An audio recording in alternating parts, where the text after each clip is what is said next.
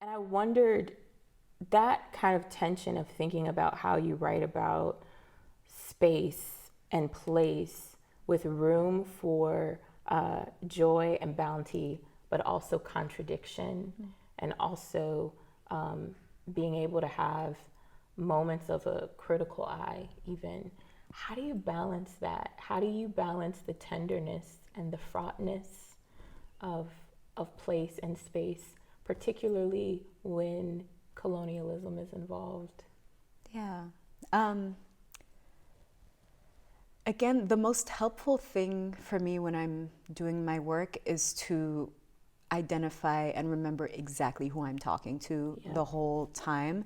And also write to that person as if they're going to be reading me in good faith. Because I think the moment I let any sort of anxiety about being misread enter, then the whole thing's gonna collapse. I'm not gonna write anything ever, Yeah. you know? Yeah. So I have to trust that at least the reader I'm imagining in my head like feels me and trusts me Yeah. and is not going to try and poke holes in what I'm saying. And so I can be vulnerable and I can be open instead of being on the defensive and trying to be like a diplomat instead of a Right. poet. Yeah.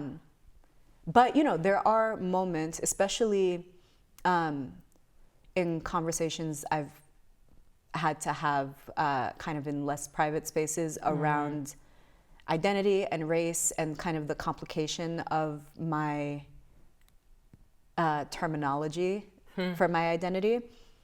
I have to, that's kind of where all of my disclaimers come into the picture in the way it wouldn't in a poem, which is why in the poems it's maybe not addressed as head on. It's kind of talked about in slant or in microcosm or Yep. something. Yep. Whereas, you know, if it's an essay or a talk or a speech or something, I have to be like, I am not speaking for all Sudanese people. I am speaking for myself because also Yeah. you know, there are as many individual Sudanese experiences as there are individual Sudanese people. Yes.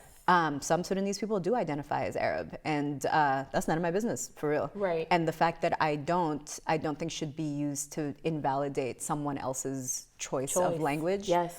And so that's kind of when I have to like imagine all of the potential rebuttals and be like, I am only making I statements. I am not here on behalf of all Sudanese people everywhere. You know, so then it kind of, there's more anxiety there about being misunderstood or being misread. But it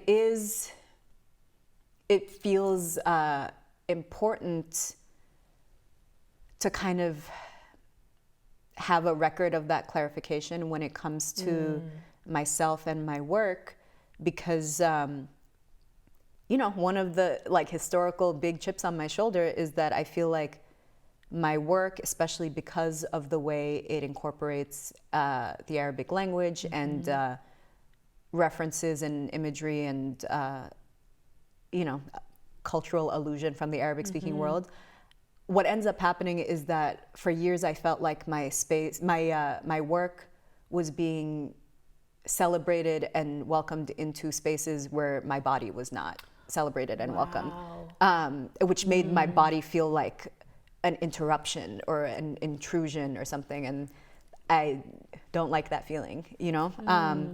And so it felt important to kind of reassign my body and the facts of my body to my work, and to be like, it actually is very painful to have my work removed from the fact of my body and be celebrated as like the work of an Arab poet or something like that, when every time I in my body have been in primarily Arab spaces, I have been made to feel other. I have been made aware of the blackness of my body in those spaces. And so I was like, okay, if my body is an other in the space, so too are my poems. You can't have one without the other, you know?